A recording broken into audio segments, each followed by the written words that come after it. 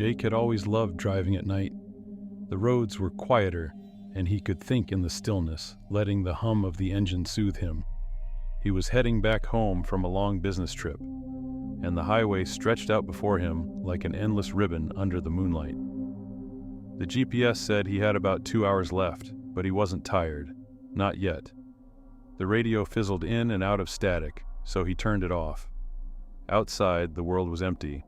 No other cars, no lights, just miles of dark asphalt and the occasional rustle of wind in the trees. It was peaceful in a strange way. As Jake rounded a bend, he noticed something odd. There was a car pulled off to the side of the road, its hazard lights blinking weakly. Slowing down, Jake debated whether to stop and help. It was late, and this stretch of highway was desolate. But what if someone was really in trouble? No crickets, no wind, just his own footsteps crunching on the gravel. As Jake approached the stranded car, he saw it was an old, rusted sedan. The windows were fogged, and there was no sign of anyone inside. He knocked on the driver's side window. No response. He tried the handle. It was unlocked. Cautiously, he opened the door. The smell hit him first, a musty, decaying odor that made his stomach turn. The seats were covered in dust, and it looked like the car hadn't been driven in years. Confused, Jake stepped back and looked around. There was no sign of life, no other cars, no houses, just the endless road.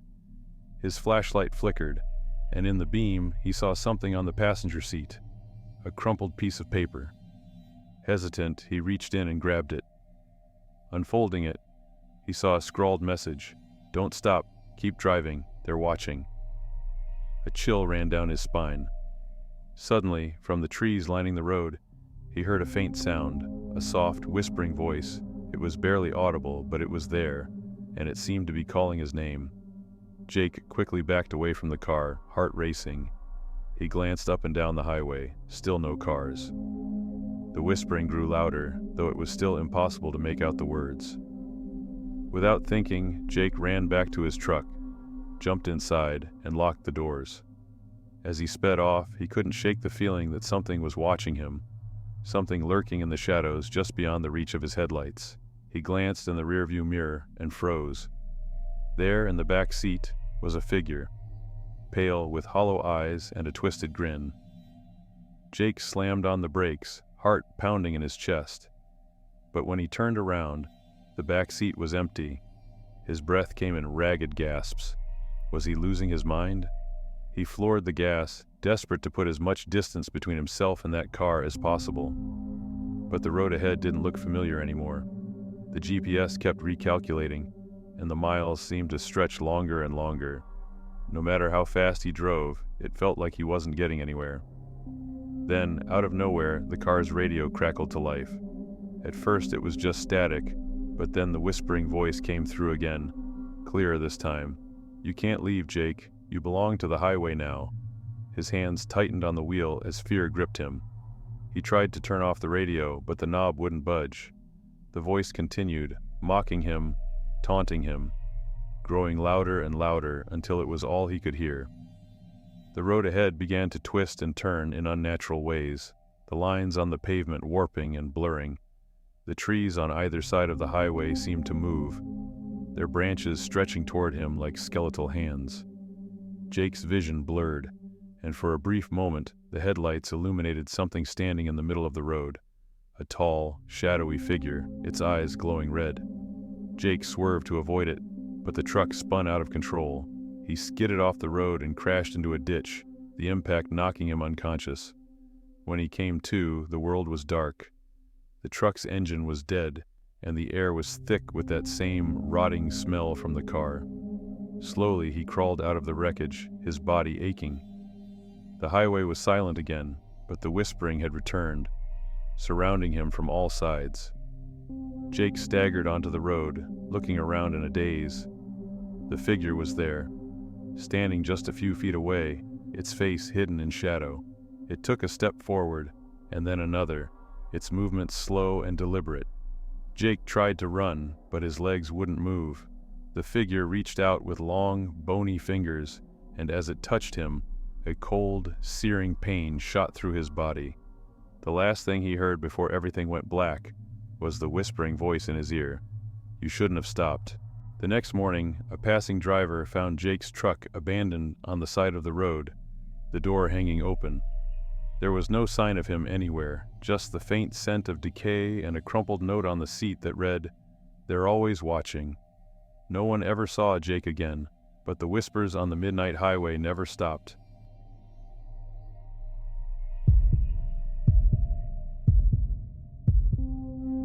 I had been driving for hours. The sun had long since set, and the empty highway stretched endlessly ahead. I was on my way to a friend's cabin for a weekend trip, but I had taken a wrong turn at some point and ended up far off course.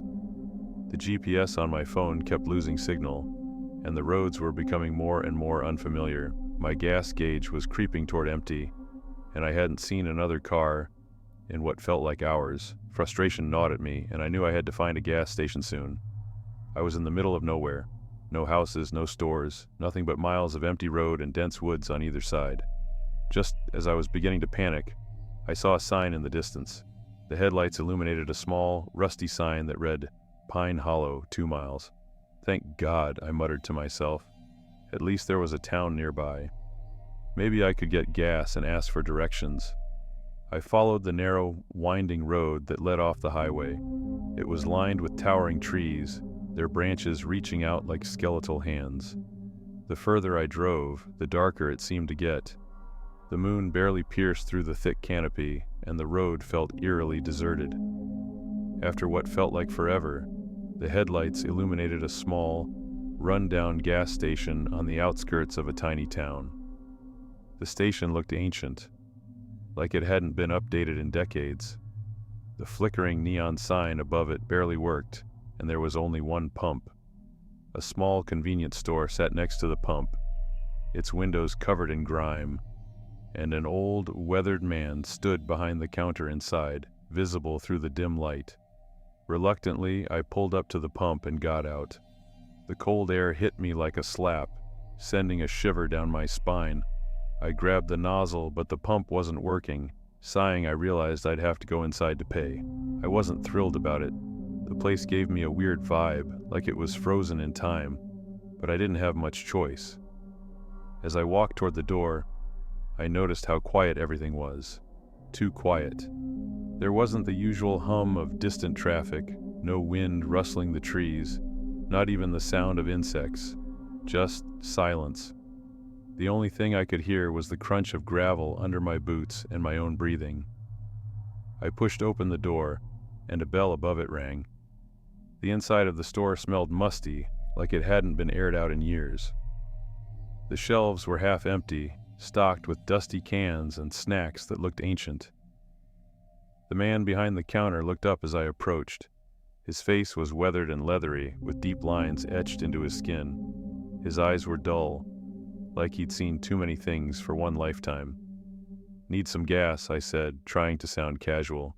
He nodded slowly, his eyes never leaving mine. "Pump's old," he rasped. "Don't work like it used to. You'll have to pay me here and I'll start it up." I handed over some cash, and he turned to the ancient register behind him. It clicked and whirred like a relic from another era. As he worked, I glanced around the store, noticing that some of the items on the shelves were strange. There were old postcards with faded images of the town, cans with labels in languages I didn't recognize, and odd trinkets that looked handmade. Everything felt off. The old man handed me my change, and I hesitated for a moment before asking, "Is there a place around here I could get directions? I got lost on the highway."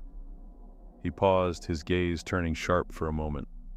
"Pine Hollow ain't a place for passing through," he said slowly. "Best fill up and be on your way." Something about the way he said it made me uneasy, like there was a hidden meaning behind his words. I nodded, thanked him, and headed back out to the pump. As I filled the tank, I couldn't shake the feeling that something wasn't right. The air felt heavier, and the shadows seemed deeper than they should have been. When the tank was full, I got back into the car and started the engine. The gas station was behind me in seconds, swallowed by the dark road. But as I drove through the small town of Pine Hollow, I realized something strange. It looked like no one lived there. The houses were old and crumbling, with boarded-up windows and doors hanging off their hinges. The streetlights barely worked, casting long, flickering shadows. No cars, no people, just an eerie, abandoned stillness. I sped up, wanting to get out of there as fast as possible. But the road ahead seemed to stretch on forever, winding through the woods with no sign of the highway I had turned off from. My GPS still wasn't picking up a signal, and the pit in my stomach was growing. I kept driving, glancing at the clock on the dashboard. An hour passed, then another, but I couldn't find my way back to the main road. Every turn I took seemed to lead me deeper into the woods, and the further I went, the more disoriented I became. Panic was setting in now. Had I somehow gotten trapped in this place? After what felt like hours, I saw headlights in my rearview mirror. Relief flooded through me. Another car meant I wasn't alone. I slowed down, thinking I'd flag them down for help, but the car behind me did the same, keeping its distance but matching my speed.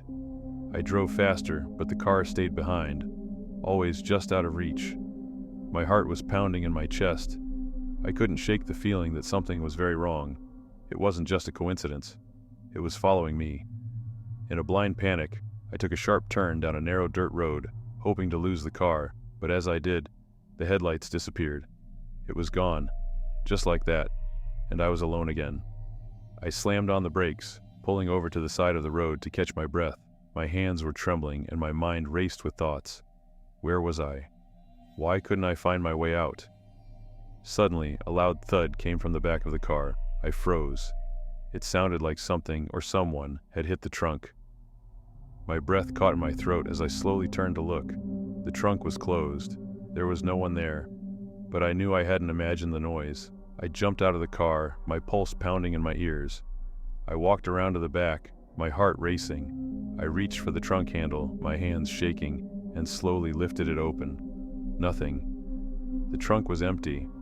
Confused and terrified, I slammed it shut and raced back to the driver's seat. I had to get out of here. I started the car, gunning the engine and speeding down the dirt road. But no matter how far I drove, I never seemed to get anywhere. The trees, the road, the shadows, they all looked the same. The car behind me, the strange noise, none of it made sense, but it didn't matter. I was trapped. Hours later, I found myself back at the gas station. The same old, decrepit station I had left hours ago, sitting there like it had never been touched. And that old man, still behind the counter, staring at me through the dirty window.